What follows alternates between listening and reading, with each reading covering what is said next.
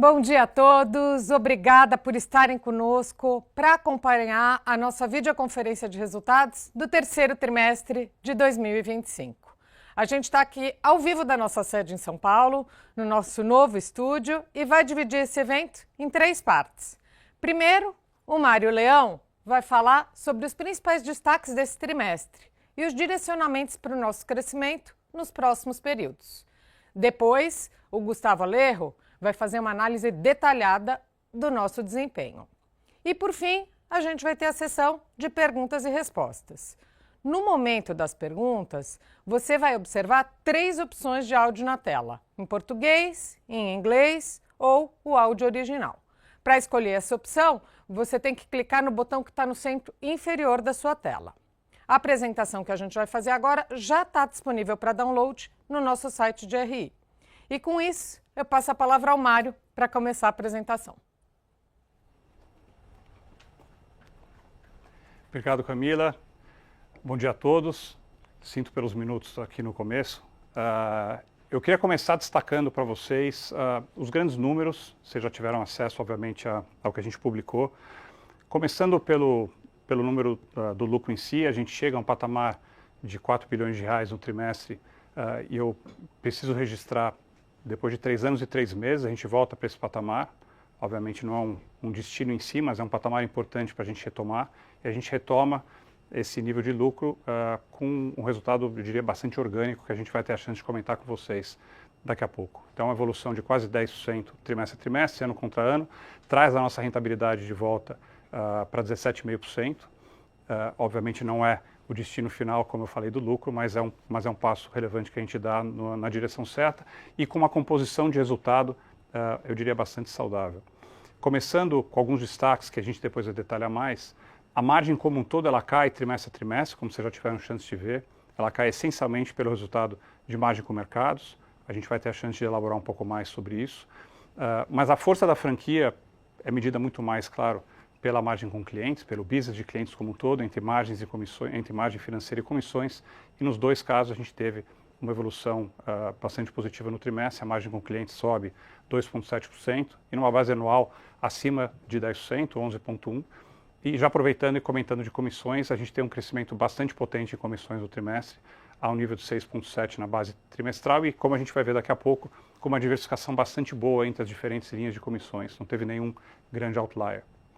A gente, em custo de crédito, tem uma evolução plana, apesar do crescimento de carteira que a gente mostra nesse TRI com mais força do que nos últimos, um crescimento de carteira exatamente na direção e nos segmentos que a gente queria crescer, a gente vai falar mais sobre isso também. E a gente tem uma gestão de gastos, mais uma vez, bastante eficiente no trimestre, um gasto que cresce 1,2%, basicamente plano, e numa base ano contra ano, né, do terceiro trimestre, a gente tem uma queda. Então, depois de 2 trimestres de redução, a gente tem uma pequena alta, eu diria virtualmente zero, o que reforça a nossa agenda de OPEX bastante contundente, da qual a gente vai falar mais no Q&A.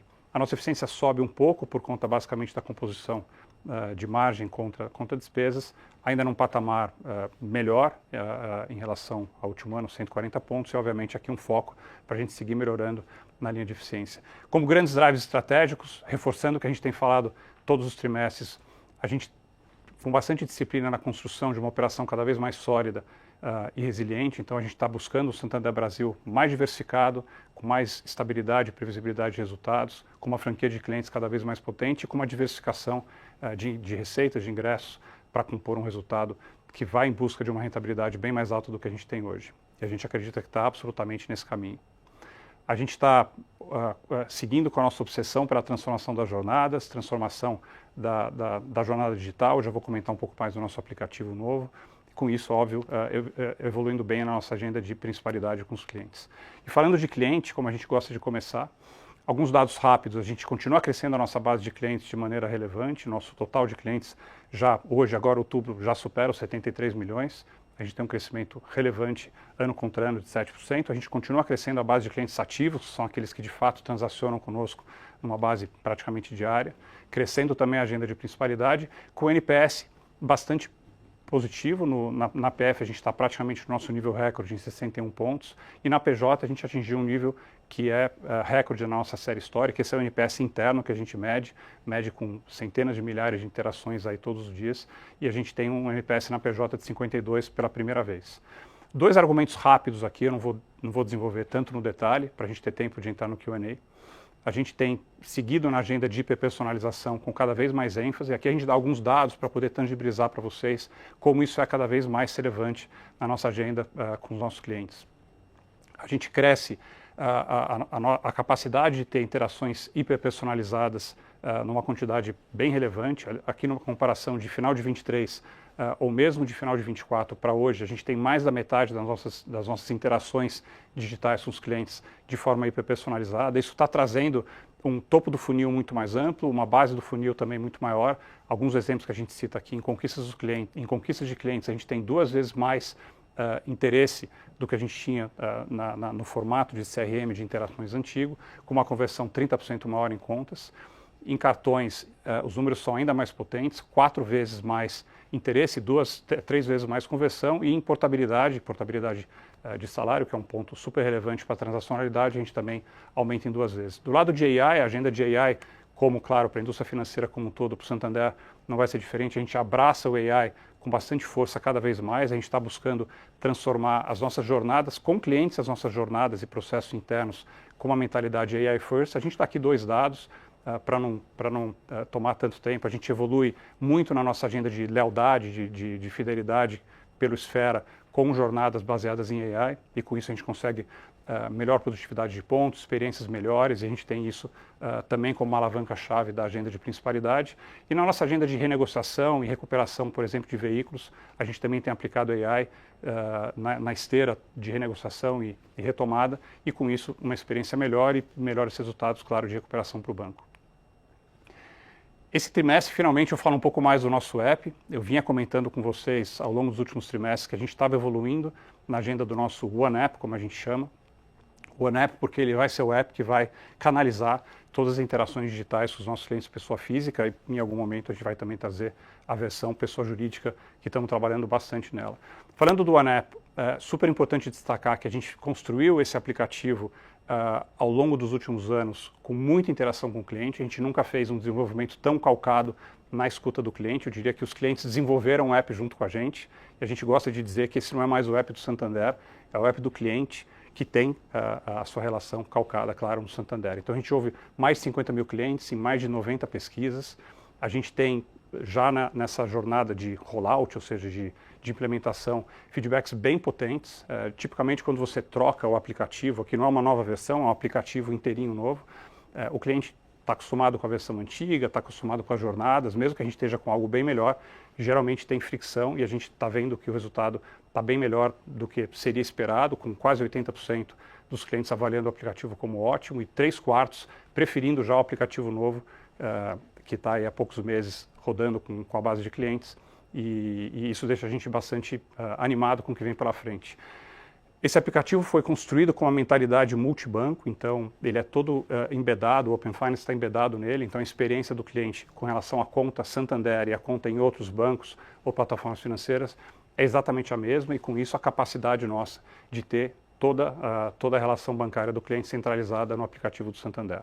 E pela primeira vez também a gente faz isso junto com o Grupo Santander. Esse é um tema que eu vou elaborar um pouquinho mais daqui a pouco, que é o fato do Santander Brasil começar a se beneficiar do fato de ser parte de um grupo de uma forma mais contundente. A gente desenvolveu esse One App a 4 mãos, entre gente aqui no Brasil, da nossa equipe de tecnologia e de canais, com pessoas, por exemplo, da Espanha. E esse aplicativo que o Brasil está lançando vai ser o aplicativo usado ao redor do mundo, com pequenos tweaks em cada geografia, mas o core do aplicativo vai ser exatamente o mesmo. Então agora o Santander passa a ter plataformas desenvolvidas uma vez só, para o grupo todo, e com isso a gente ganha agilidade e ganha bastante em gasto. E só alguns dados relevantes: a gente fez uma versão beta com mais de 100 mil clientes, eu fiz parte, e foi ótimo interagir e ver a evolução aí ao longo dos últimos meses. A gente já tem 2,3 milhões de clientes usando o aplicativo novo.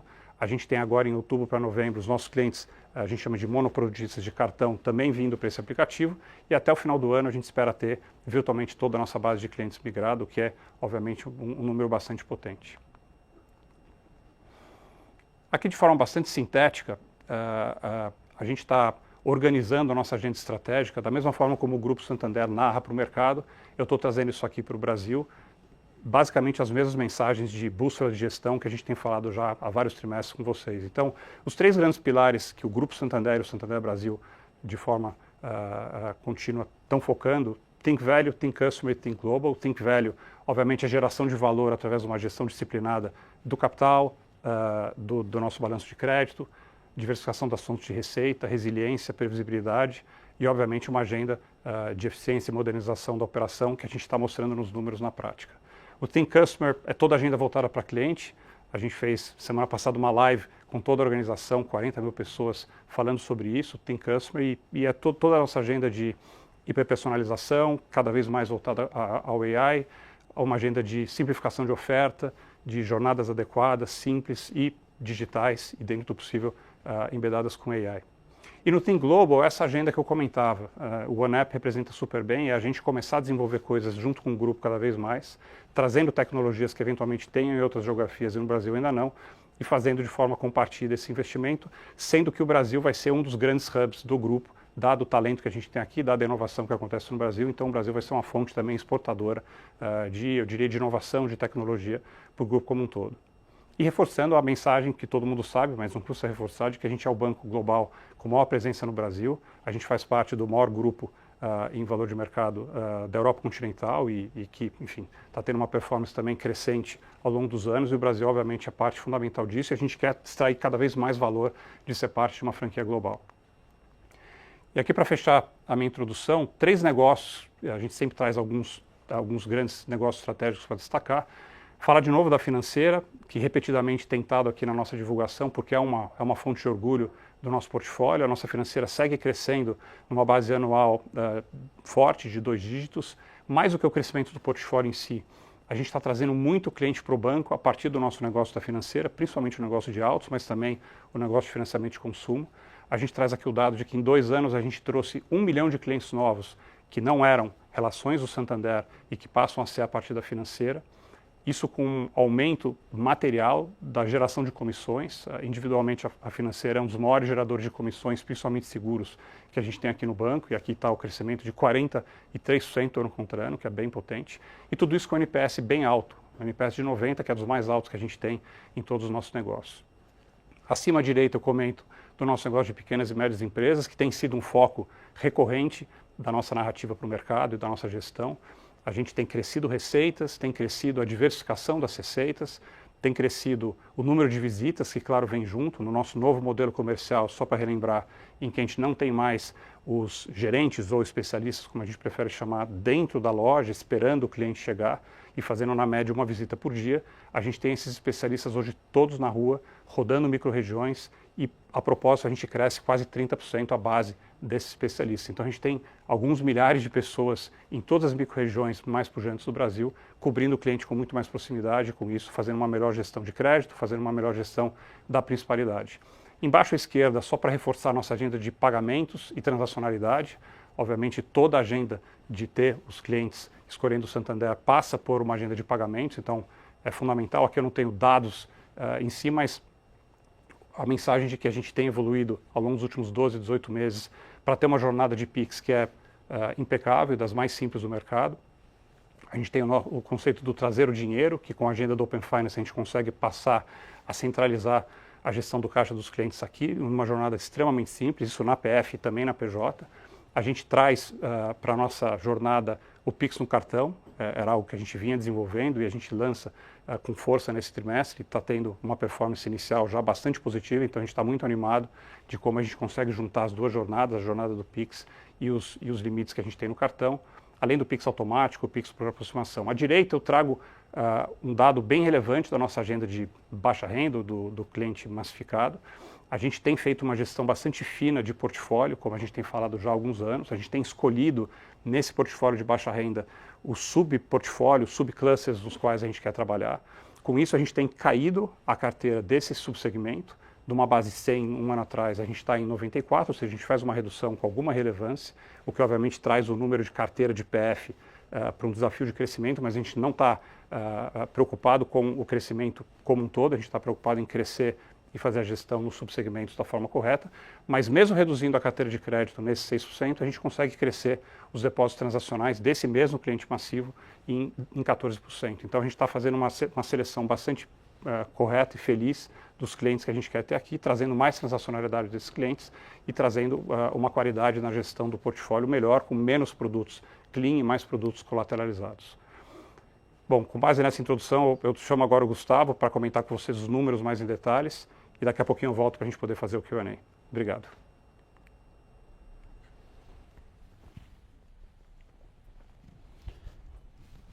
Obrigado, Mário. Bom dia a todos. Vamos falar primeiro da carteira. A gente avançou de forma satisfatória em todas as linhas e negócios de acordo com a nossa gestão dinâmica do portfólio e o esforço em aumentar a rentabilidade sempre ponderado ao risco de todas as nossas operações. A gente tem sido criterioso nas concessões de crédito, como o Mário comentou, que se traduz em um crescimento desproporcional em algumas linhas em relação às outras, sempre priorizando transacionalidade também. E é importante ressaltar a evolução positiva de cartões no ano contra ano, de 14,5%, de financiamento ao consumo de 12,6% e de pequenas e médias empresas de 12,4%, que foi um bom avanço ano contra ano e a gente está indo no caminho certo. O segmento de varejo de pessoa física, a carteira se manteve estável e apresentando um movimento significativo na composição do mix de produtos, né? E uma redução na exposição aos maiores perfis de riscos. A gente evoluiu positivamente nas grandes empresas no terceiro trimestre, coisa que não vinha acontecendo nos trimestres anteriores, mas mantendo a disciplina de preços e com a maior evolução em operações de risco sacado e comércio exterior, por exemplo. Olhando aqui do lado direito para a captação, a composição está alinhada aos nossos planos de aumentar a participação do varejo no funding, promovendo uma maior vinculação e, consequentemente, uma maior transacionalidade com todos os nossos clientes. Nos depósitos a prazo em pessoas físicas, a gente teve um desempenho bastante favorável, apresentando crescimento em ritmo superior aos demais segmentos, o que reflete a evolução também da principalidade. Já nos depósitos à vista, a gente observou um efeito de migração de parte dos recursos para o depósito a prazo. A margem de clientes registrou um crescimento de 2,7% no trimestre. A maior parte desse crescimento é resultado de funding, beneficiado por um maior número de dias úteis, além do aumento no CDI médio, que também gerou efeitos positivos, porém de menor intensidade. A margem de crédito evolui, apesar de não coletar todo o benefício do crescimento de carteira, que ocorreu em maior parte em setembro. Então teve uma evolução de crescimento de carteira. Em relação ao ano anterior, o crescimento da margem foi consideravelmente maior que o do volume de crédito e demonstrou nossa disciplina em preços e otimização do portfólio que a gente vem falando. Com a melhora do mix de ativos e passivos e o aumento do CDI, o spread registrou uma elevação de 100 pontos básicos em 12 meses, que é bastante positivo. Quanto à margem com o mercado, a gente observou no trimestre, além de uma Selic média maior, que era esperada e a gente tinha comentado, o maior número de dias úteis também influenciaram nos resultados de LM.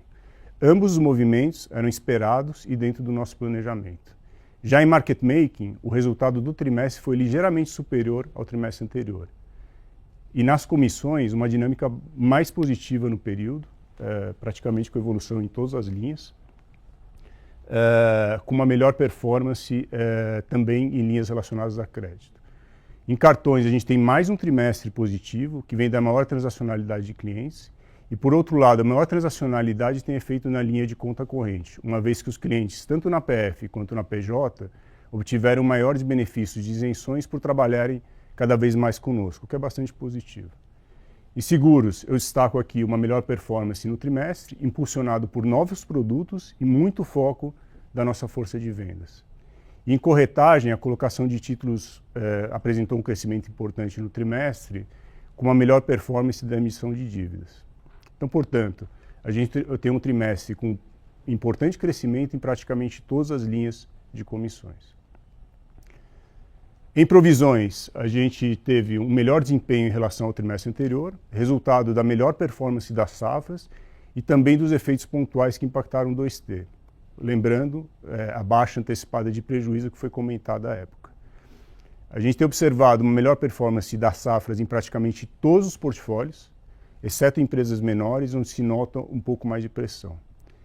E em virtude da performance das safras, o percentual de carteira em atraso de 15 a 90 diminuiu para 3,9% frente a 4% no segundo trimestre. A gente observou que parte da deterioração no curto prazo, que foi registrado no primeiro semestre, refletiu na inadimplência de 90 dias, que resulta um percentual de atraso de 3,4% no final do terceiro trimestre. Esse aumento foi impactado também pelos segmentos de pessoa física, onde há maior concentração de linhas de renegociação e devido à nossa postura mais restritiva em renegociações, e também em casos do setor agro e de empresas.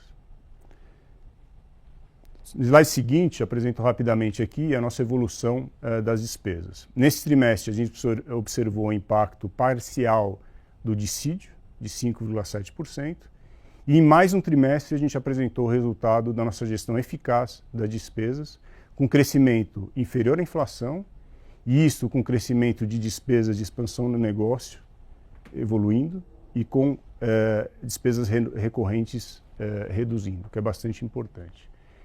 E o resultado é uma melhor performance no índice de eficiência em relação ao ano anterior, em torno de 140 pontos básicos, finalizando em 37,5% no período. Para concluir, eu quero compartilhar a nossa DRE. A gente encerrou o terceiro TRI com um lucro de 4 bilhões de reais, o que representa um aumento de 10% em comparação ao trimestre anterior e um crescimento de 120 pontos básicos no ROI, com capital principal a 11,7%. Nosso portfólio demonstra uma melhor relação entre risco e retorno, com evolução no mix de clientes, apoiado por um funding que combina instrumentos, clientes e preço de forma eficaz e equilibrada. Essa performance, considerado o atual cenário macroeconômico, demonstra que a disciplina que temos gerido o nosso balanço nos últimos anos nos deixa mais bem preparados para enfrentar volatilidade de curto prazo, confirmando nossa trajetória de uma rentabilidade cada vez mais sólida e sustentável. Muito obrigado. Eu passo para o Mário para as palavras finais. Obrigado, Gustavo. Aqui só para fechar e a gente pular logo para o Q&A, mensagens que eu gostaria de reforçar para ficarem sólidas aqui com todo mundo. Começando pelo cliente, então a gente continua, essa palavra é bem forte, mas é como a gente trabalha na visão cliente aqui. Obsessão em elevar a satisfação dos nossos clientes para um patamar ainda mais alto, a gente viu o NPS evoluindo e a gente quer de fato fortalecer o relacionamento principal, a gente vai continuar tendo concorrentes extraordinários, incumbentes, novos, e a gente precisa subir a nossa barra continuamente para ganhar essa relação principal. Hiperpersonalização e IA são duas grandes alavancas para isso, junto com toda a tecnologia que a gente vai fazer cada vez mais com o Grupo Santander nos apoiando e a gente apoiando o grupo como um grande centro de inovação do nosso modelo de negócio. A tecnologia tem um papel relevante na nossa transformação de gastos, de despesas. A gente está buscando, como eu tenho falado já há vários trimestres, não só ganhar da inflação, mas ganhar de forma material e buscar um banco que tenha um crescimento de gastos virtualmente nominal zero e que a gente consiga, através da tecnologia, fazer isso de forma cada vez mais contundente. Não é só tecnologia, mas tecnologia é um grande vetor para permitir que a gente tenha esse Santander Brasil cada vez mais eficiente, mesmo num país com inflação, com câmbio e outros desafios de gastos. E, obviamente, tudo isso para focar a nossa operação numa operação cada vez mais rentável, com uma gestão ativa do portfólio e entregar o que está a cada trimestre chegando mais próximo de chegar a uma rentabilidade de novo de 20+% e não parar por aí. A gente tem segurança total de que a gente tem uma operação que pode seguir evoluindo, que vai seguir evoluindo ao longo dos próximos trimestres, na direção correta de rentabilidade e junto à rentabilidade, nessa ordem, o crescimento também. Com isso eu passo para a Camila e a gente vai em breve estar no Q&A. Obrigado. A gente vai passar agora para a sessão de perguntas e respostas, em que vocês vão poder interagir diretamente conosco. Até daqui a pouco.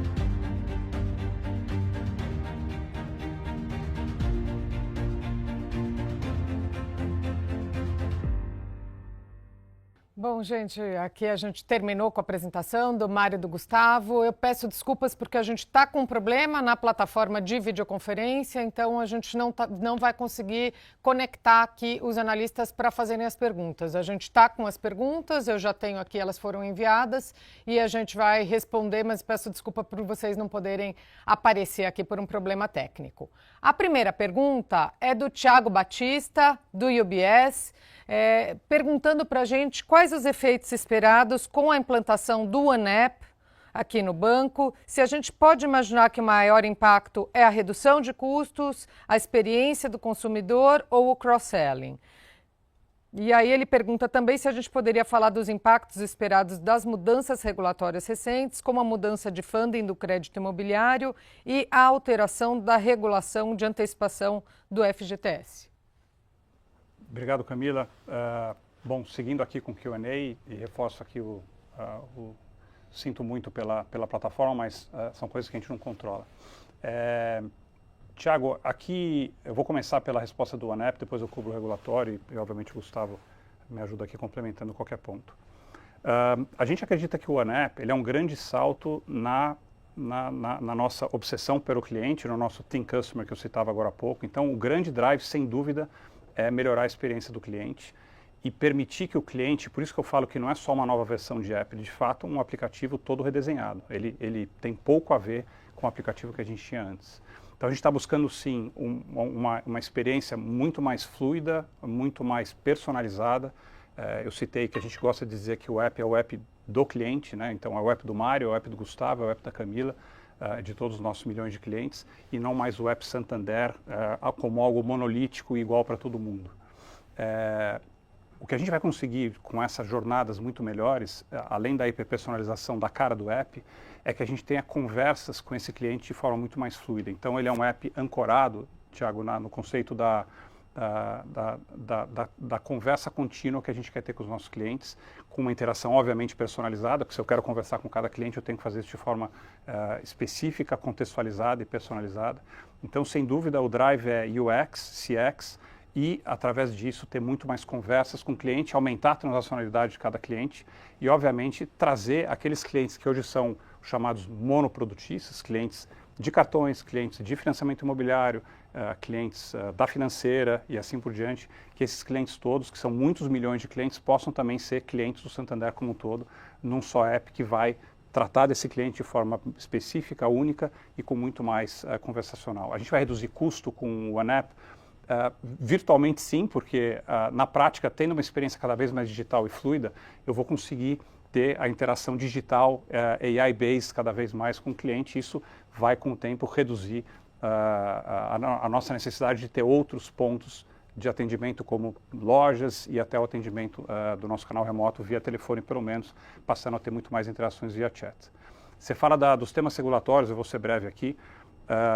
A evolução do imobiliário, né, esse novo projeto de uso de parte do depósito compulsório para poder fomentar subsetores do imobiliário, a gente vê positivamente. O imobiliário é um dos pontos de destaque da nossa performance do último trimestre. Eu acredito que vai continuar sendo pelos próximos. A gente sabe fazer, a gente acredita que tem das melhores, para não dizer a melhor jornada de contratação de crédito imobiliário do mercado. E é um produto que tem nos ajudado também a fazer um cross-sell relevante com um custo de crédito, obviamente, bastante baixo. A gente é o líder, por exemplo, no mercado de home equity, a gente chama aqui de uso e casa, que é o produto no qual você alavanca, sendo dono PF ou PJ já de um imóvel. A gente tem uma participação de mercado aí de quase 30% e a gente continua crescendo com bastante apetite aqui no home equity. Então, o imobiliário, a gente vê positivamente as medidas, é um produto core e a gente acredita que vai continuar crescendo aqui desproporcionalmente. O tema do FGTS, da evolução, ou talvez involução, né, da capacidade de contratação do CPF-GTS, a gente obviamente respeita, é uma decisão, claro, de governo, de política como um todo. Vai reduzir de forma material a concessão do CPF-GTS do Santander e de todo o mercado. A ordem de grandeza é bem material, então na prática a gente vai ter que direcionar o nosso apetite e prática de crédito com boa parte desses clientes para outros produtos como o consignado do trabalhador, que é um produto que absolutamente veio para ficar, teve todo o apoio nosso e da indústria como um todo. e no qual o Santander tem crescido agora de forma mais material nesse terceiro trimestre, dado que a gente está vendo uma evolução na performance até operacional do lado das empresas, do sistema como um todo, em que pese alguns temas ainda faltam terminar de especificar e implementar, mas a gente acredita no produto e vai continuar crescendo ali de forma expressiva ao longo dos próximos trimestres.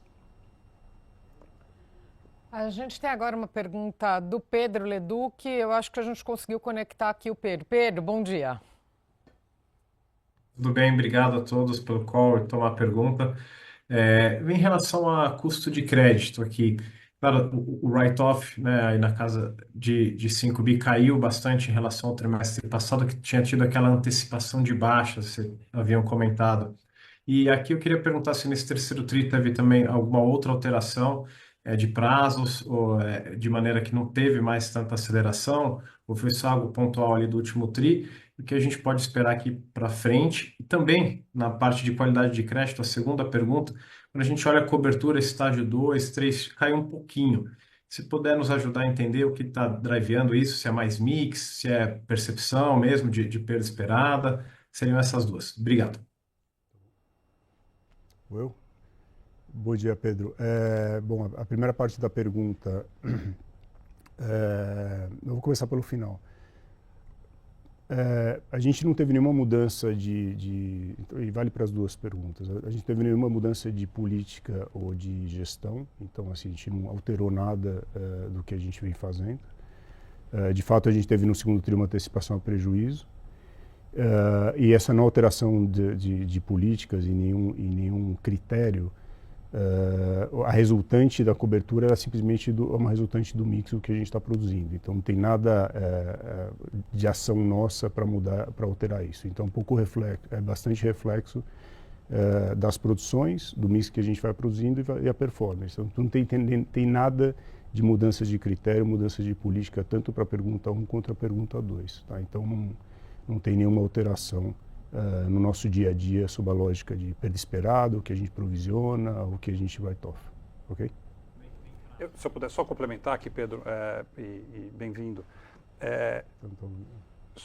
Vou ser um pouco redundante, porque esse é um ponto bem importante que você pergunta aqui. A gente, já desde o ano passado, a gente vem, obviamente, evoluindo a nossa agenda de como a gente lida com recuperações, com acordos, que faz parte do BAU do negócio, mas a gente, o ano passado, subiu a barra de forma definitiva em como a gente aceita fazer renegociações a partir daquele momento. A gente já está praticando isso há já um bom ano cheio e mais um pouco. A gente só faz renegociações com algum componente de caixa, sem exceção. Então, se a gente não consegue ter naquela renegociação com a PF ou com a PJ um componente de caixa, a gente antecipa, lança aquilo a prejuízo e a gente, obviamente, depois trabalha na recuperação, mas já de uma base de 100% lançada a provisão. E quando a gente consegue ter o componente caixa, claro, a gente concede prazo, mas a gente também tem feito renegociações com prazos menos longos do que no passado. Então, a qualidade da nossa renegociação está cada vez melhor, a disciplina de lançar prejuízo mais cedo do que mais tarde também. Então, na prática, obviamente, quando a gente perceber oportunidades de fazer uma antecipação a prejuízo maior, como a gente fez no segundo tri, você apontou bem, a gente vai seguir fazendo. Então, é possível que a gente faça mais movimentos desses, porque a gente tem muito interesse em ir limpando a carteira, fazendo esse de-risking o mais rápido possível, focando nas safras novas, que, como o Gustavo comentou na apresentação dele, tem tido uma performance em geral bem na linha do que a gente gostaria, ou seja, a gente está bastante seguro que a gente está produzindo crédito novo, né, uma água limpa, vamos chamar assim. No portfólio, a gente tem que seguir de forma bem disciplinada e rápida, tirando essa parte da água menos limpa, que tem a ver mais com carteiras do passado, e a gente tem que seguir baixando isso o mais cedo possível. E vai fazer. Obrigado, Mário. Tchau, tchau. Obrigado, Pedro. A gente vai agora para o Mário PR, do Bank of America. Bom dia, Mário. Bom dia, pessoal. Parabéns aí pelo resultado. Mário, eu queria fazer uma pergunta sobre apetite de crédito, né? Vocês mostraram aí que a performance das safras novas estão vindo melhor que esperado. Vocês estão com um índice de capital bem elevado, tem perspectiva de queda de juros no Brasil nos próximos 6 meses. O que levaria o banco a ter uma posição um pouco mais agressiva em crédito? É ainda a incerteza política? É um cenário, ano que vem a gente tem eleição? Então, assim, só querendo entender, né, que o crescimento da carteira continua muito baixo. Quando a gente olha, não está tendo um crescimento real da carteira. Então, queria entender a perspectiva para os próximos 12 meses. Obrigado. Tá legal, Mário. Obrigado pela pergunta. A gente vai seguir buscando crescer desproporcionalmente mais naqueles subsegmentos e naqueles produtos em que a gente perceber que na margem a gente consegue trazer safras, como a gente comentou, com elevada rentabilidade. Obviamente a nossa barra de rentabilidade para safras novas é bastante acima do nosso custo de capital, eu diria acima de 20% inclusive. Então a gente tem buscado originar créditos, seja rolagem de crédito, seja expansão de crédito, nos portfólios e nos clientes em que a gente consiga ter esse nível de rentabilidade perene, obviamente numa visão cliente, não só na visão do crédito. Então, a gente tem focado o nosso apetite em produtos que tragam a transacionalidade do cliente. É verdade que a gente cresceu bem em crédito imobiliário, que não é tão óbvio, que são relações de crédito já muito mais longas, mas entre cartão e conta a gente tem crescido bastante nos clientes que a gente quer crescer e tem ganhado em comissões, tem ganhado em depósitos transacionais, como a gente comentou. Então, como é que eu resumiria nosso apetite pelos próximos, 12, 18 meses? A gente vai continuar com um olhar muito disciplinado e técnico em rentabilidade marginal dos portfólios. Nós vamos continuar fazendo esse reshuffling, essa realocação de ativos ponderados pelo risco de portfólios que têm, em alguns casos, até margem bruta maior, mas margem líquida menor, e aí o segmento de baixa renda, sem dúvida, representa isso bem. A gente vai continuar tirando risk-weighted assets desses subportfólios e colocando em portfólios em que a gente pode, até abrindo mão de algo de receita bruta, mas a gente consegue trazer receitas líquidas muito mais saudáveis e duradouras. Então, a gente a gente não tem nenhum viés de não crescer o portfólio, obviamente, a gente quer crescer, mas a gente quer primeiro focar na rentabilidade, na base 100 que a gente tem hoje, e aí fazer o 100 virar 102, 104, 106, 110 ao longo do tempo. Então, esse tri eu diria que é um tri que a gente conseguiu, com essa gestão super disciplinada de produção marginal, a gente conseguiu crescer, pode não ter sido tão pujante na leitura do sell side, mas a gente faz um crescimento que anualizado dá perto aí de 2 dígitos e da forma absolutamente que a gente queria fazer, com um crescimento plano na PF, que é o ponto 2, mas enfim, basicamente plano, que é uma queda no varejo massificado, um aumento na alta renda, que é exatamente o que a gente quer fazer, um crescimento bastante potente em pequenas e médias empresas, um pouco menor na financeira, mas também depois de vários trimestres em que a gente tinha crescido muito, e de novo um crescimento no atacado, que fazia tempo que a gente não mostrava, porque a gente continua com a mesma disciplina de gestão de rentabilidade marginal, mas a gente conseguiu fazer boas operações, principalmente em setembro, como disse o Gustavo. Então, o efeito carry para o quarto tri vai ser maior do que a gente conseguiu ter no terceiro, mas um crescimento bastante bom no atacado. Então, a forma como a gente cresceu é exatamente como a gente quer crescer, e a gente continuando a ver oportunidade, a gente vai buscar seguramente crescer continuamente ao longo dos próximos trimestres, em que pese a macro, você fala da redução dos juros, a macro vai continuar desafiadora, mesmo com os juros caindo. Os juros indo para 13 ou 12 no final do ano que vem, ainda vai ser um nível de Selic bastante alto, vai continuar pressionando as PJs que se financiam basicamente a taxa flutuante. Então, o olhar cauteloso, vamos chamar assim, a macro vai continuar. Eu não acho que a gente necessariamente vai ter uma macro, pode ser que a taxa de juros caia, mas a macro como um todo, o efeito dessa macro nos portfólios, não é tão óbvio que a gente vai ter um 26 tão melhor assim do que 25. A gente tem que continuar atento e vai continuar disciplinado nessa dotação de capital. Obrigado. Obrigado, Mário. O próximo analista é o Gustavo Schroden, do analista BBI. Bom dia, Schroden. Bom dia, Cam, pessoal. Agora é do Citi. Do Citi, desculpa. Minha colinha aqui está errada, desculpa. Tranquilo. O Mário já reparou na hora. Tá aqui em cima até. Bom dia, pessoal. Obrigado aí pela oportunidade.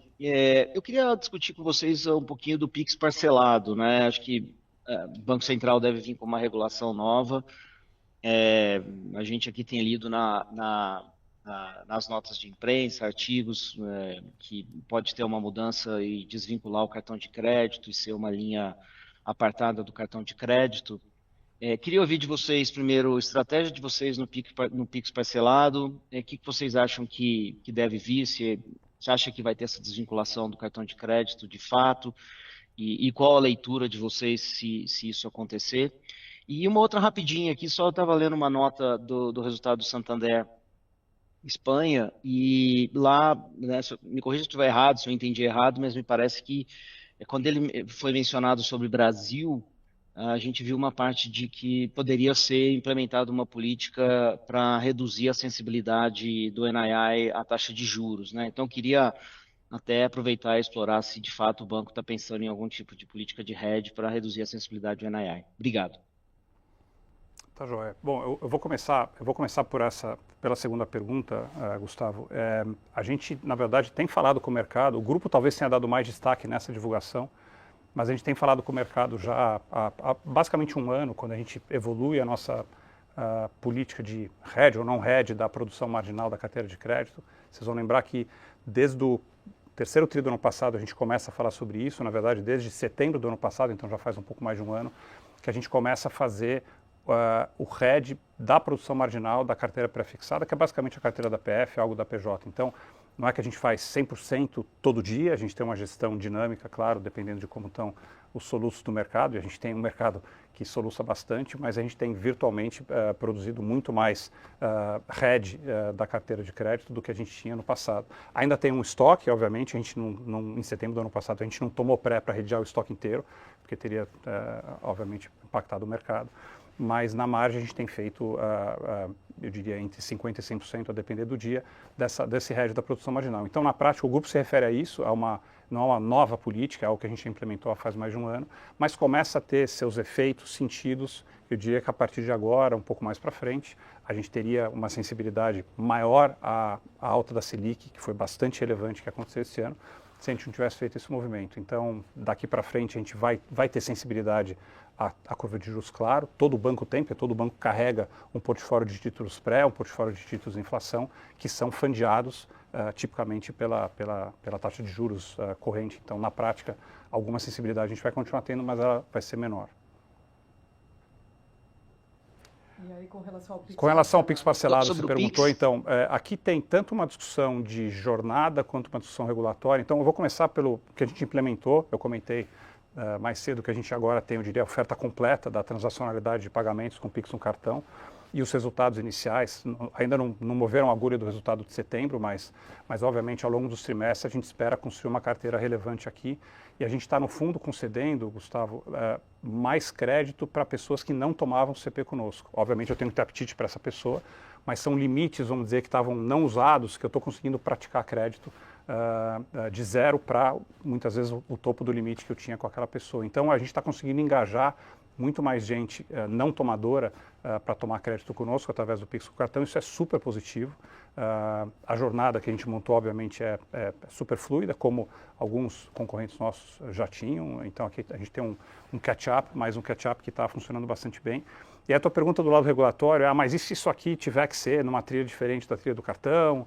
O Banco Central está focado nisso? Minha resposta é, a gente acredita que a jornada de verdade deveria ser definida pelos bancos, pelos atores aqui digitais e incumbentes e todos aí buscando a melhor jornada para ter aquele cliente praticando crédito conosco e não com concorrente. Então, a gente tem defendido com o Banco Central de que o Pix parcelado, o Pix no cartão não deveriam ser necessariamente trilhas separadas e jornadas separadas e limites separados, que até, enfim, potencialmente se debate isso, inclusive, né? No fundo, eu deveria ter um apetite de crédito com aquele cliente, ele ou ela, e praticar aquele limite de crédito na conta, no cartão, no parcelamento de um consumo ou de uma transferência, na jornada mais fluida possível e com isso a convergência com o cartão me parece, eu diria, nos parece como indústria bastante óbvia. Então a gente tem conversado com o regulador para propor a eles que no fundo a jornada possa ser desenhada por cada banco e que a gente não tenha que ter essa distinção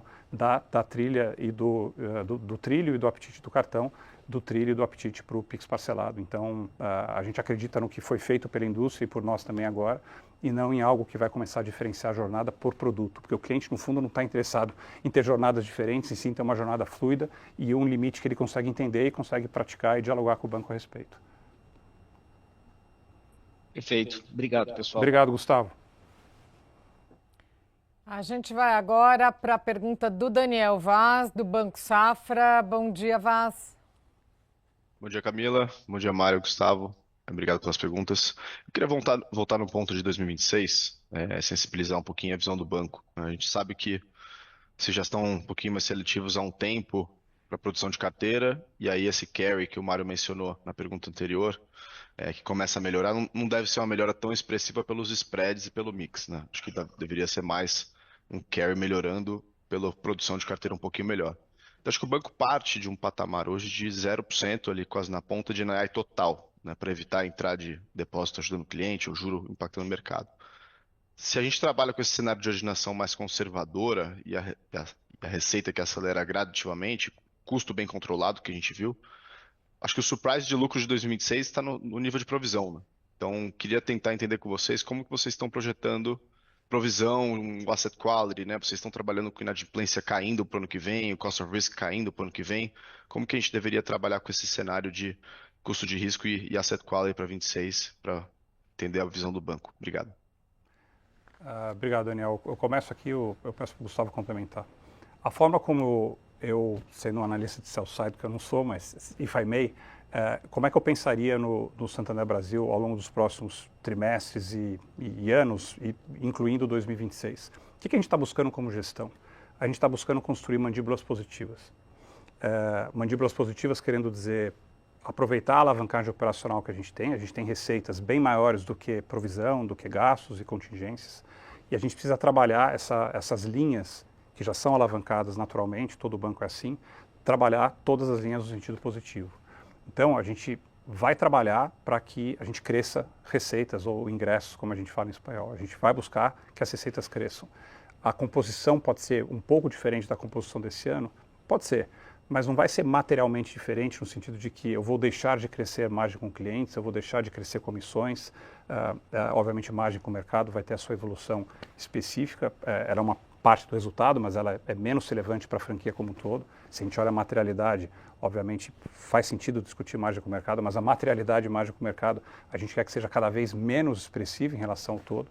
Então, tem uma mensagem de que a gente vai trabalhar para crescer receitas, mas eu não vou hipotecar o resultado como um todo e a rentabilidade sustentável por crescer receitas desproporcionalmente em subsegmentos ou em produtos que não vão me dar a rentabilidade duradoura que eu quero. Então, eu vou estar mais interessado nessa receita líquida, que obviamente é a composição da receita com a PDD, como você comenta, do que simplesmente crescer a receita por crescer. Mas a gente vai buscar sim crescer receitas. A gente não está desenhando um portfólio que fique estagnado do ponto de vista de crescimento de receitas. Obviamente, comissões fazem parte importante disso, mas a gente não quer que seja só via comissões que a gente vai crescer o top line no ano que vem.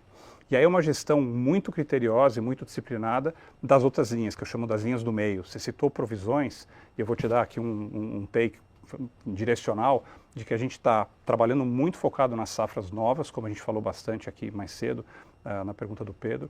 A gente está focando em reduzir mais e mais rápido o portfólio, vamos chamar assim, mais de legado que a gente carrega. Ele ainda existe, ele ainda tem a sua relevância, mas ele já tem uma relevância talvez de um dígito do tamanho da carteira e ele deveria ficar half single digits aqui em mais um ano e meio no máximo. Então, a gente quer que esse portfólio legado, que a gente chama de portfólio runoff até que gerencialmente, que ele seja de fato runoffado, que ele seja diminuído de forma acelerada, como esse ano a gente conseguiu fazer e a gente pretende continuar fazendo no ano que vem.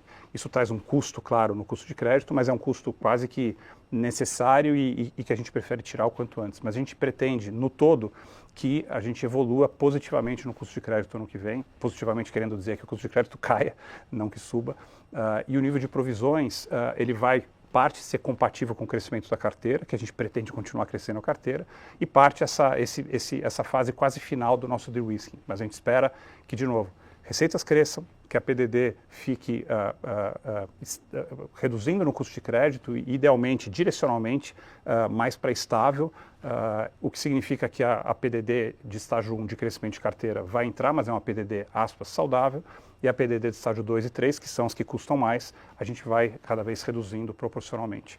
E uma agenda de gastos bastante ferrenha e obsessiva também.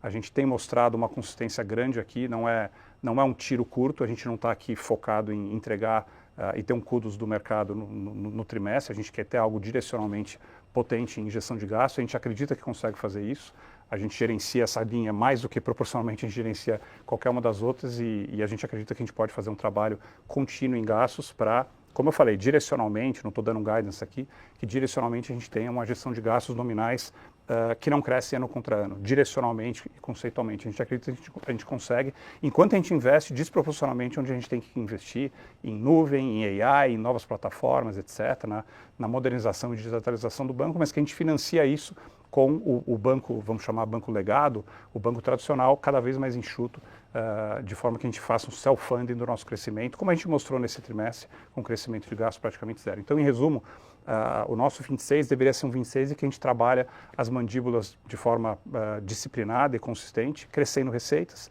e mantendo gastos e provisões num patamar virtualmente próximo do atual, para que a gente possa ter uma rentabilidade de lucro antes do imposto e depois, com uma boa gestão fiscal, também de lucro após o imposto. Então, conceitualmente, eu pensaria no banco dessa forma, não só para 26, mas a partir dos próximos anos. E é a partir daqui que a gente consegue ter uma visibilidade cada vez mais clara de chegar de volta, mas de uma forma muito melhor, no patamar de 20% plus de rentabilidade, que eu já comentei várias vezes com vocês.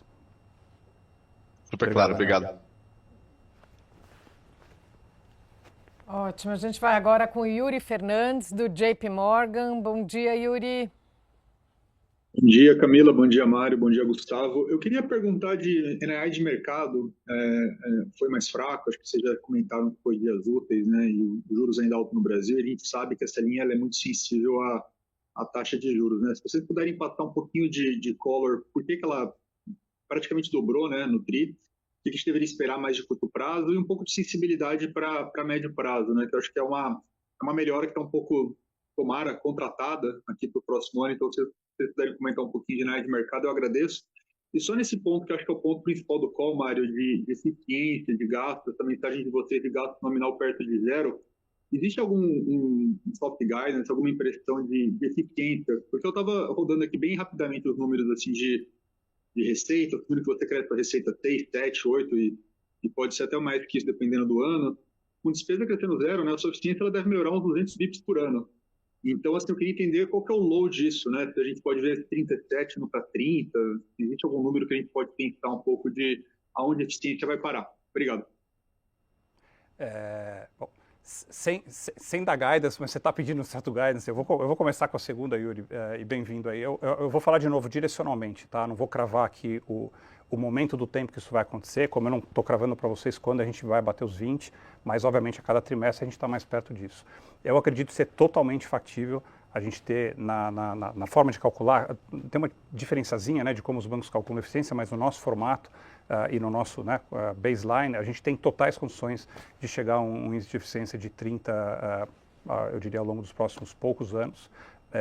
Ele é consequência dessa gestão da mandíbula que eu estava respondendo aqui na pergunta do Vaz, mas sem dúvida a gente acha que é factível e vai ser mais uma forma, mais um caminho que vocês nos desafiam. Mas como é que vocês chegam nos 20, 21, 22? Sem dúvida é pela gestão das duas linhas, mas por uma gestão bastante focada do delta entre as duas linhas ou do fator entre as duas linhas. Então, sem dúvida, uma ordem de grandeza de 30 de eficiência é factível e está no nosso norte poder chegar lá. Quando a gente pensa no banco, é um pouco mais do que 26. Quando a gente pensa nos próximos 3 anos, a gente sem dúvida está pensando numa mandíbula composta, né? Porque isso tudo aqui é um efeito compounded. Em 3 anos, a gente acredita que pode chegar num patamar de muitos pontos percentuais abaixo do que a gente está hoje. Eu deixo a pergunta do NII Mercado para o Gustavo comentar. Tá. Oi, Yuri, tudo bem? Bom, NII a gente falou um pouco, eu falei na apresentação, o Mário comentou em algumas perguntas, então, efetivamente, o terceiro TRI era o movimento de número de dias e a Selic mais alta. A Selic mais alta a gente sabia que teria e o número de dias era dado que existiria. Então não muda nada do que a gente tinha planejado. De fato, como ocorreu em outra pergunta, a nossa sensibilidade negativa ela foi reduzida, então nosso perfil de risco de todo o portfólio ou de tudo que a gente está exposto a juros no banco reduziu. E você deve lembrar que quando a gente conversou, quando a gente fez a divulgação no terceiro TRI, e a gente falou da mudança de política, a gente disse que era um processo de 18 meses. Né? Então, a gente está a 2/3 desse processo. Né? Então, são 2/3 desse processo, a gente sabia que tinha um roteiro, esse roteiro poderia ter mais Selic maior ou menor, a Selic foi maior, mas a gente imaginava que era isso. Então, sob a lógica do que a gente planejava, está tudo ok, não teve desvios. Então, como é um roteiro, no 18º mês a gente já tem uma grande mudança. Né? Então, o 18º mês cai no ano que vem, então a perspectiva, o ano que vem ele vai ser diferente sob essa lógica do que com relação a 2025.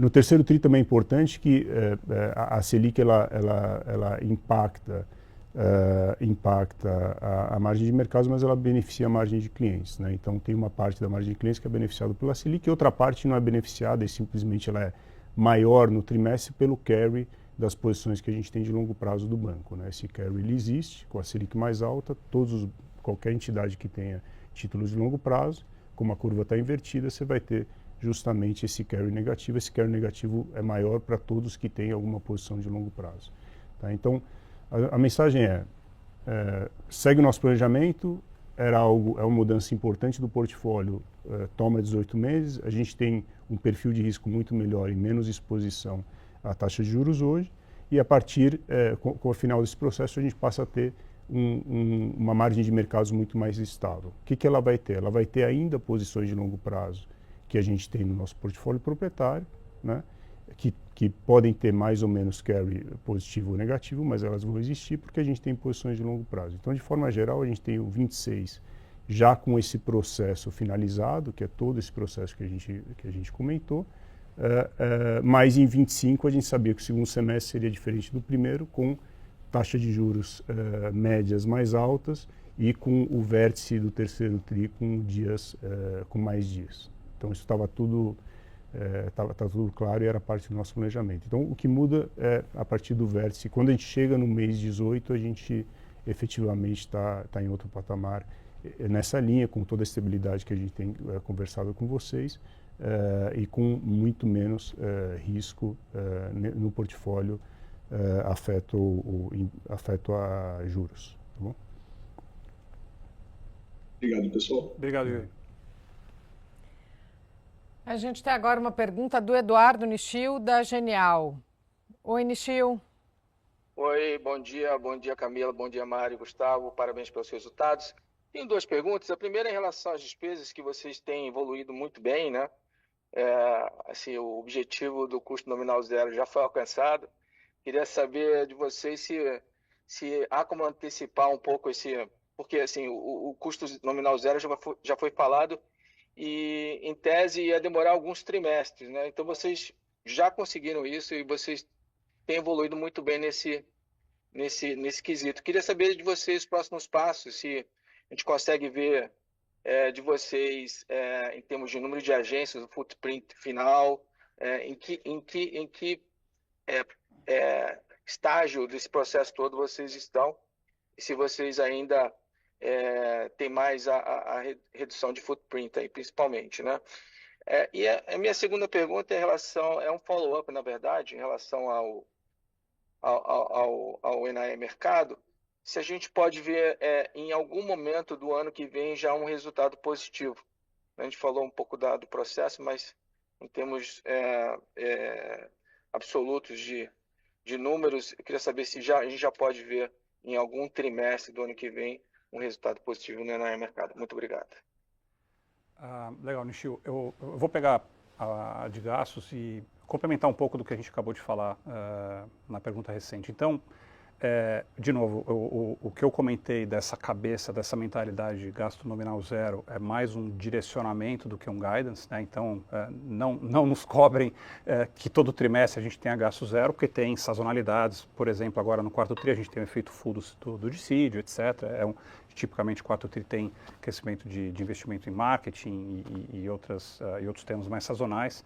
Tampouco estou dando guidance do quarto tri, mas quando eu falo direcionalmente é que a gente vai buscar num horizonte que não é esse trimestral que a gente está conversando mais, e sim no horizonte de ano e próximos anos, mas a cabeça é sem dúvida essa.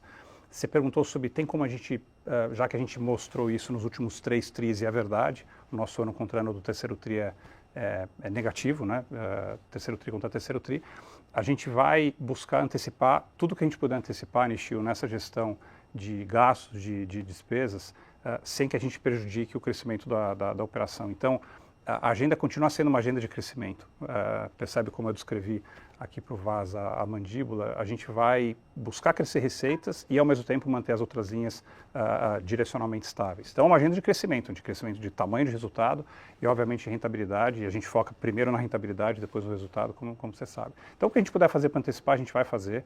A gente tem várias iniciativas rodando ao mesmo tempo iniciativas todas com ordem de grandeza, você pode imaginar o tamanho, né, dos gastos gerais que uma empresa como essa tem. A gente acredita que tem, apesar da gestão dos últimos trimestres e anos, a gente tem espaço para buscar mais funding para o nosso crescimento, com resultado que mesmo com câmbio, mesmo com dissídio, que vai continuar acontecendo, e mesmo com crescimento, onde a gente tem que crescer, que a gente consiga fazer esse self-funding de forma a ter direcionalmente essa visão, essa mentalidade do gasto nominal zero. Então, nós vamos antecipar o que a gente puder, mas nunca hipotecando a agenda de crescimento dessa organização, porque o médio e longo prazo dependem da gente saber investir bem, investir desproporcionalmente nos segmentos, nas jornadas e nos produtos que a gente tem que investir.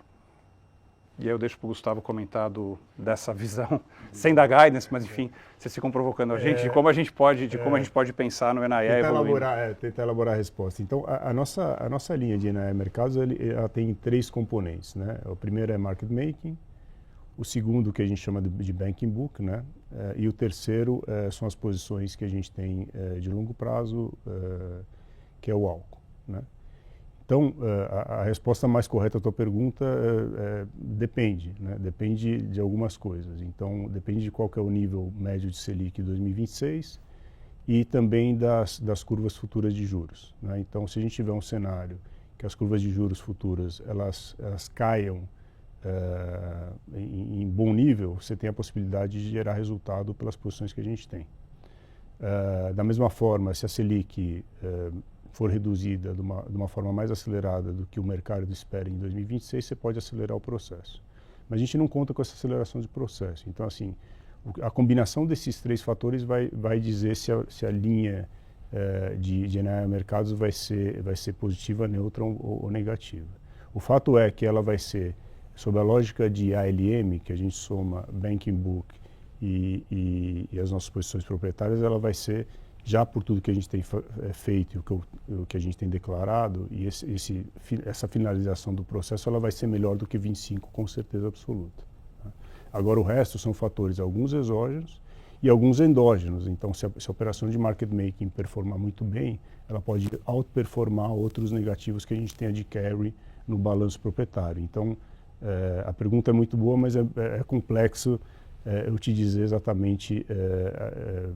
Primeiro que a gente não antecipa, mas essas são as variáveis que você tem que ter em mente quando você for estudar e modelar o que a gente tem no nosso NII de mercados. E esse tema aqui, Nishio, quando o Gustavo foi bem didático em explicar os 3 blocos, né, do que entra nessa linha de NII de mercado, e a gente se compromete ao longo dos trimestres também ser transparente com vocês de como estão evoluindo cada um deles. Não tem nenhum segredo de Estado aqui, é tudo matematizável. Eu sei que a linha é mais difícil, talvez junto com outros, né, para vocês projetarem. A gente quer ajudar vocês a projetarem e narrarem o Santander Brasil da melhor forma. Então a gente se compromete também a ser mais didático, como aqui, mas com números, eventualmente, nesses grandes blocos, para vocês conseguirem visualizar essa evolução segura que a gente vai ter de 26 contra 25 na linha como um todo, mas para vocês conseguirem ver cada um desses blocos performando ao longo dos semestres. De novo, me interessa mais ainda a franquia de clientes, então não é para desmerecer a NII Mercados, é um componente, é um drag atual na conta e possivelmente contra o que vocês esperavam, foi onde a gente teve um underperformance, aceito, mas isso deveria ser menos relevante com o tempo, a gente sabendo crescer bem a franquia de clientes e fazendo essa linha que tem a sua relevância ser cada vez mais estável. Tá? Obrigado pela pergunta. We will now switch to English with Jorge Kuri from Morgan Stanley. Hello, Jorge, good morning. Hi, everyone. Good morning. Thanks for the questions. I wanted to ask about your tax rate. It was 4% this quarter, which is evidently very low in absolute terms. Your net income grew 10% sequentially, 9% year on year, but it was all taxes. At the pre-tax level, you were basically flat on a quarter-on-quarter or year-on-year basis. Your effective tax rate for the first 9 months of the year is 11%, which again is very low relative to the statutory tax rate. So can you explain what's behind this very low level of taxes? How sustainable that is? What is the right expectation for the effective tax rate going forward? And I guess the second question is, if I tax your pre-tax profits at the average of the private sector peers, which is around 25%, your ROE so far this year is 13.5%, which is lower than Selic, I'm guessing lower than your cost of capital. And so how do you think about that underlying profitability, and what does it, what do you need to do? What does it need to happen on the macro side in order for you to move that underlying profitability to, better, higher levels? Thank you. Thanks, Jorge. Well, I'll kick off and I'll split here with Gustavo. So it's obviously, yes, it's a low tax rate, no dispute about that. We get there via, I would say, a combination of the interest on own capital, JCP, as we say, which proportionally, given the higher rates, given our capital base, it had a proportionally higher impact this quarter than in previous quarters. That obviously will continue, provided that interest on capital continues, which we hope is the case, not for our own P&L, but for all companies that have larger capital bases, such as banks. So interest on capital was a big contributor to this lower tax rate, and the other aspects were, and I'll let Gustavo complement, of course, tax, legitimate tax planning, as all companies do, some tax-exempt bonds, etc., which allowed us to, manage our tax line even better this quarter than we had already in the first semester or previous years. And as we think this line going forward, again, without giving guidance, but not necessarily, we are not counting on such a low tax rate for the coming quarters to continue to produce the increasing profitability we delivered this quarter. So we're not reliant on paying effectively 4, 5, even 10% tax rate going forward on average. So we are very focused, like I said in the other questions, we are very focused on producing a sustainable and diversified, therefore consistent profit before taxes, so that we generate a higher taxable base, eventually pay more taxes, obviously, and have, even with higher taxes, higher PAT and higher profitability, without counting on such a low tax rate. So directionally speaking, we obviously agree we got to grow our profit before taxes. I shared some thoughts as to how we're going to do it, the JAWS idea, growing revenues, maintaining costs stable, maintaining provisions stable. We didn't talk much about the others, but obviously working on the others so that the others become less and less relevant. All those lines combined have a very powerful compounding effect, Jorge, which we believe directionally will bring us higher and considerably higher PBT. We're going to pay more taxes, and we're going to still have higher PAT and profitability. Conceptually speaking, those are my main lines, but Gustavo, please feel free to add. That's it. That's why we're talking about the portfolio, spreads, how the markets NII will progress, costs and asset quality and provisions going forward. So it will be a combination. The combination will bring more PBT and consequently we'll have a higher tax rate. So it's a consequence. It will be a consequence of everything that we are doing, but it's a process. It's a process to rebuilding our profitability. All right. Thank you very much, guys. Thank you, Jorge. Thank you. Vamos voltar agora para o português com o Marcelo Mizrahi, do Bradesco BBI. Oi, Mizrahi, bom dia. Olá, pessoal. Obrigado aí pela oportunidade, parabéns pelos resultados. Acho que são alguns pontos, acho que a maioria do pessoal já perguntou, mas assim, alguns pontos para entender. Dinâmica, por exemplo, de despesas realmente foi uma surpresa bem positiva, né? Tive um crescimento até, se somar as outras despesas operacionais, bem positivo. Eu queria entender, a gente viu, vocês mencionaram, né, que dos 2.000, da redução dos 2.000 funcionários total, teve 1.300, que foi uma migração para uma empresa, a CSD, né, que é uma plataforma. Queria entender um pouco mais disso, quando o Mário falou no começo sobre usar a plataforma global do banco, assim, eu pensei um pouco nisso, né? Isso aqui é uma plataforma global do banco de back-office, algo do gênero, para explicar um pouco isso, e se não teve nenhum impacto em despesas, despesas, né, de desligamento, nada disso, que foi só uma migração. E olhando para frente, ainda tem mais ajustes para fazer nessa estrutura, né, que potencializaria essa redução de despesas, né. Um outro ponto que eu queria entender é a questão da provisão. Eu entendi a movimentação, principalmente, né, do NPL creation do trimestre passado para esse e tal, mas assim, olhando para frente, a gente começou a ver alguns casos, né, de corporativos que trazem alguma preocupação, né, para a dinâmica de empresa, principalmente large corporate, né.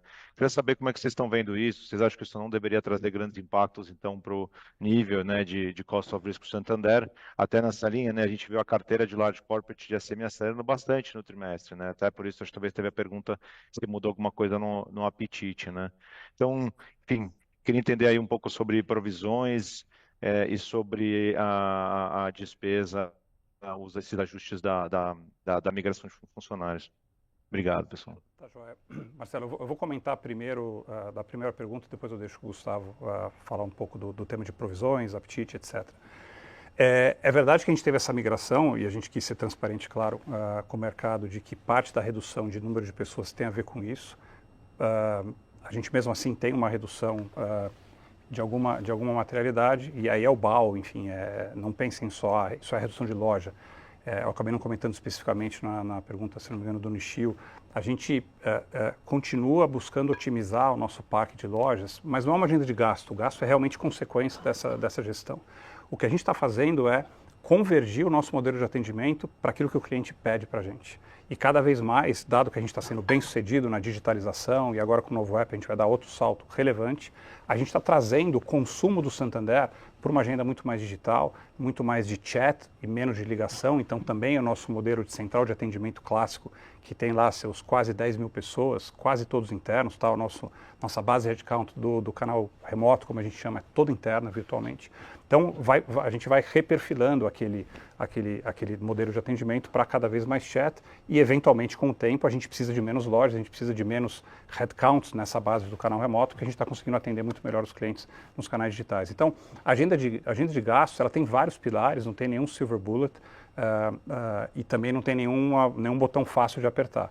Quando eu falo da agenda estrutural que a gente está fazendo das várias iniciativas, todas elas tomam um tempo para a gente ir a fundo, se questionar de forma técnica e precisa e partir para a execução, mas a gente está fazendo isso, também voltando à pergunta do quanto dá para acelerar, a gente está fazendo isso de forma a mais acelerada possível. Falando especificamente então dessa migração, o que ela é? Ela é a migração de todos os nossos funcionários de tecnologia que fazem ainda a gestão da infraestrutura. Gestão do mainframe, gestão da nuvem, gestão de telecom, etc. É uma equipe de aproximadamente 1.200, 1.300 pessoas que a gente migra para essa empresa irmã do banco, então elas saem efetivamente do banco, não tem custo, como você falou bem, trabalhista, porque é de fato uma migração, é um carve-out, é a mesma equipe. Por que isso é bom para o banco? Porque quando o Grupo Santander cria essa unidade e cria a partir do Brasil, as mesmas pessoas que trabalhavam antes só para o Brasil vão trabalhar, e é um caso concreto, para o México, para o Chile, para a Argentina, para o Uruguai. Então, o quanto elas me custam cai num percentual, diria, bastante expressivo. Então, a gente tem uma redução de headcount que você poderia dizer elas por elas, para fim de gastos, mas não, porque o grupo está buscando, nessas verticais que está construindo, trazer eficiência para cada uma das operações, trazer também eficiência para o Uruguai, para o Chile, para a Argentina, mas sem dúvida para o Brasil. Então, na linha de despesas, a gente vai ver uma troca de linhas, talvez, mas uma redução absoluta a cada trimestre a partir daqui por conta desse tipo de movimento. Isso tem sim a ver com essa ideia da gente ser, como o Brasil, uma fonte de talento, de tecnologia para todo o grupo. Nesse caso, apartado do banco, vai ter outros casos em que o banco vai estar desenvolvendo coisas, em que outras unidades do grupo vão estar pagando royalties para o Brasil, por exemplo. Então, essa agenda de tecnologia global a partir do Brasil é uma agenda importante. E o tema de apetite... o tema de apetite a gente já comentou, quer dizer, o apetite não mudou. Você comentou sobre casos de large corporates, então os casos de large corporates são conhecidos, todos têm seu processo, alguns com mais potencial e ativos recuperáveis, outros menos, então a gente vai seguir, onde a gente estiver, a gente vai seguir os processos de discussão. A gente não vê novos casos além dos que a gente tem mapeado, e o que a gente mapeou ex ante, alguns a gente saiu. Então, aqui é uma gestão BAU. No mais, o que a gente tem visto, algum desvio de performance, a gente tem ajustado, então tem alguns portfólios menores, e como eu comentei na divulgação, um pouco das pequenas empresas, a gente tem feito os ajustes, que a gente chama de E1, que é a nossa empresa menor. A gente ajustou, a gente tem feito alguns ajustes em outros portfólios de pessoa física, mas de forma geral a gente não viu nenhum movimento a ponto da gente reduzir o nosso apetite de crédito e também em contrapartida para a gente aumentar o apetite de crédito, né? E os casos do large corporate, de novo, são casos conhecidos, cada um com vai ter sua discussão, sua história e seu potencial de recuperação. Então, sob a lógica do que a gente está fazendo, não tem nada que chame atenção, e de forma geral a gente está satisfeito com a performance de todos os portfólios. A gente testa a performance, faz backtest de todos, não sob a lógica de performance creditícia, mas também sob a performance de rentabilidade. Então, não é só o cliente performar bem, mas tem que também ter o ARPAC evoluindo. E consistente. Então, por hora, a gente não viu nenhuma motivação para fazer um ajuste de contração, mas também em contrapartida nada para aumentar o apetite de crédito, e os portfólios que a gente definiu para avançar, a gente conseguiu avançar, eu acho que da forma correta e sem aumentar risco. Você tem alguma leitura sobre essa aceleração que a gente viu? Foi a economia melhor? Por que será que acelerou tanto o crescimento da carteira no terceiro TRI em relação ao segundo em SME e Large Corporate? Bom, SMEs eu acho que tem uma boa evolução, eu acho que é uma evolução do mercado. Os produtos FGI e Pronamp acabaram sendo produtos que passam a ter materialidade nos portfólios, né? Eles começaram, mas agora é um produto que faz parte do dia a dia das companhias, então a gente tem evoluído bastante bem aí. Então, um produto com boas garantias. Então, isso vai bem. E outros casos de large corporates, a gente avaliou que a gente poderia ter mais exposições de clientes muito bons. Então, a gente se desafiou a ver onde a gente poderia ter mais share of risks de clientes que performam bem em qualquer cenário. E assim a gente foi evoluindo o portfólio. Então foi uma combinação de temas, não foi um direcional, vamos crescer a carteira, foi depois de muito estudo em vários portfólios, subportfólios e produtos com mais ou menos garantias, a gente conseguiu crescer. A resultante não era o objetivo não era crescer por crescer, era achar caminhos para crescer de uma forma saudável, e a gente conseguiu fazer no terceiro trimestre. E teve um pouco de recuperação também, né, Gustavo, do impacto do segundo trimestre do risco sacado em grandes empresas. Teve também. Teve uma evolução do risco sacado que ele ficou em pausa, né, pelos eventos do IOF, é verdade. Obrigado, Marcelo. Obrigado, pessoal. We will turn back to English with Carlos Gomes from HSBC. Hello, Carlos. Good morning. Hello, good morning. And as always, thank you for taking the time to answer all our questions. So I have two. One is specifically about two portfolios, the payroll portfolio, which continues to decline in double digits, and the agricultural portfolio, which is not large for you, but we wanted to see your view about that one. And second, we understand that the government intends to be tougher in the use of deferred tax assets. Is that something that you believe will affect you and will believe the banking industry in particular? Thank you. Well, I'll begin, Carlos, and Gustavo can complement. So, as we've been talking consistently over the last at least year and a half, using the same mindset of discipline, capital allocation, capital rotation among the portfolios and subsegments. Yes, we've been decreasing from I would say, accelerated growth between 23 and 24 towards the payroll loan portfolio. Last year, we already started decreasing our new origination due to macro and or, let's say, government-related topics. So INSS, which is the retirees portfolio, which used to be a very healthy portfolio, and we grew a lot over the years up until sometime third quarter last year. But with the caps on interest rates imposed by the government,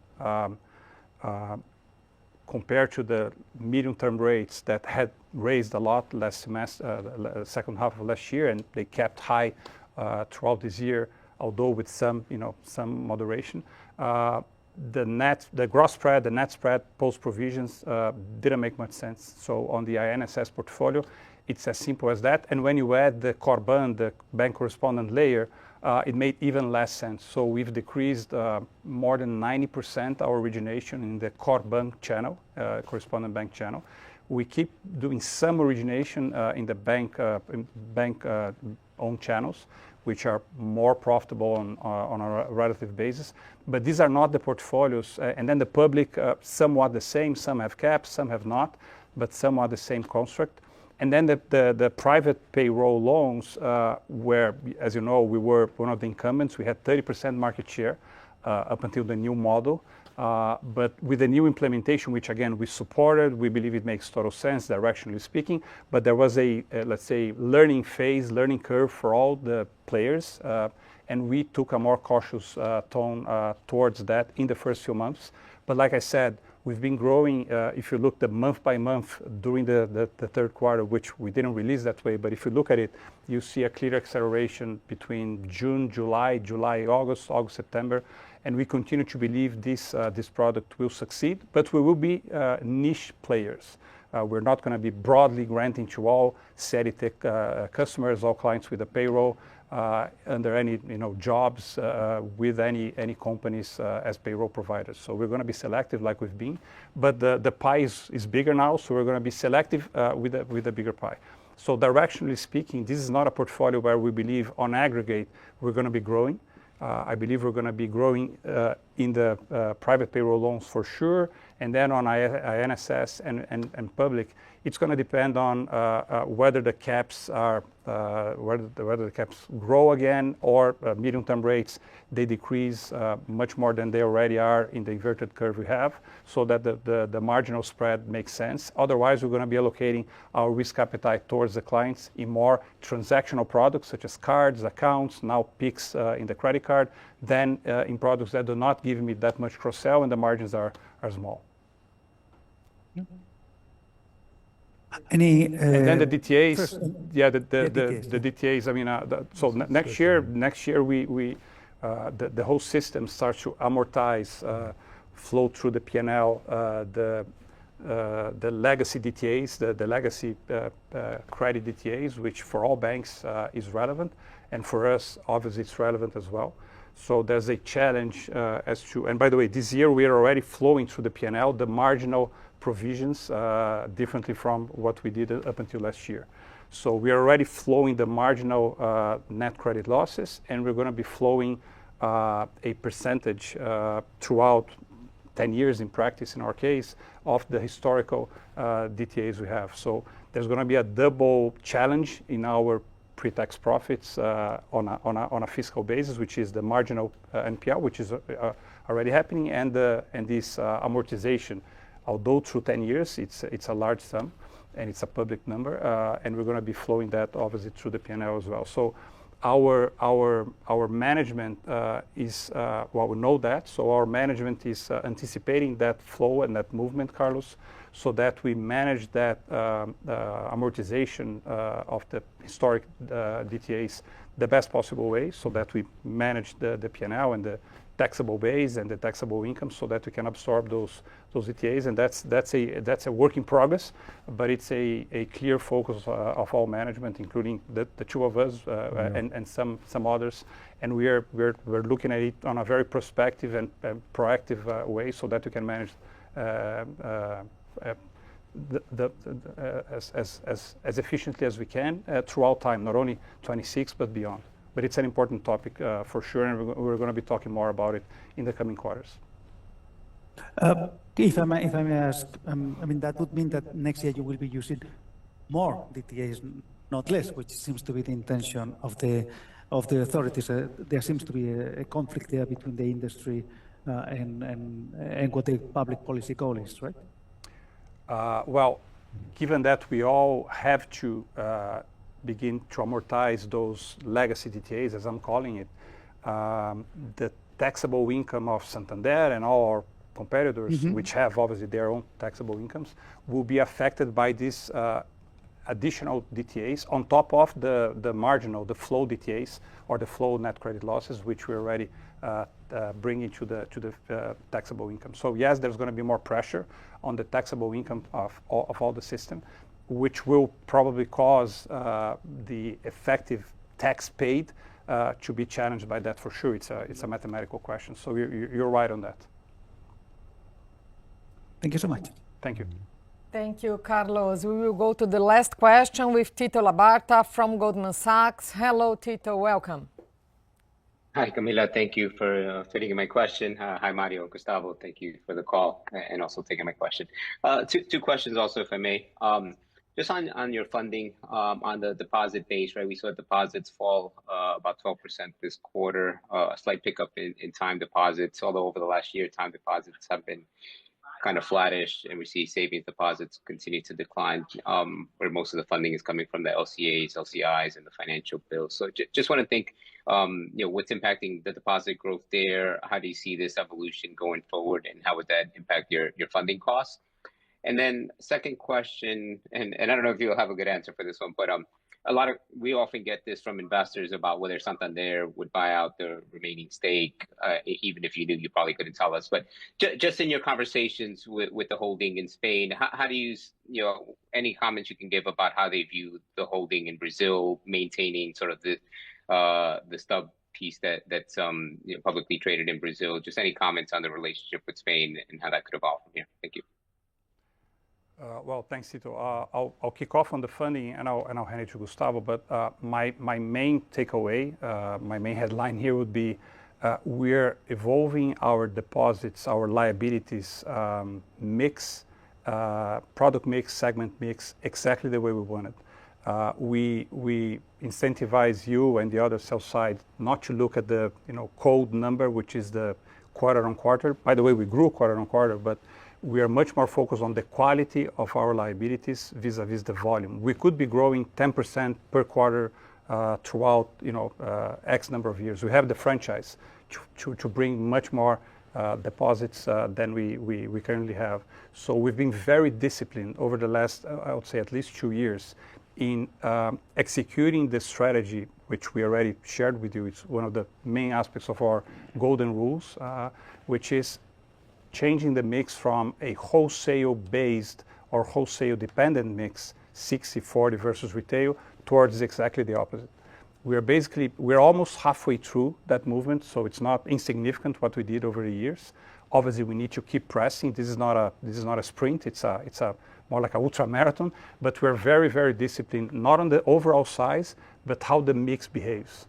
We are bringing this quarter alone much more deposits from retail than wholesale. We're actually decreasing wholesale deposits while we increase retail. I would say we are funding our loan growth via our retail deposits, and particularly more and more our transactional deposits, which are almost non-interest bearing. That's DDA and our Conta Max product, which is essentially a very low interest bearing deposit. So more and more we're gaining those transactional deposits from individuals and SMEs.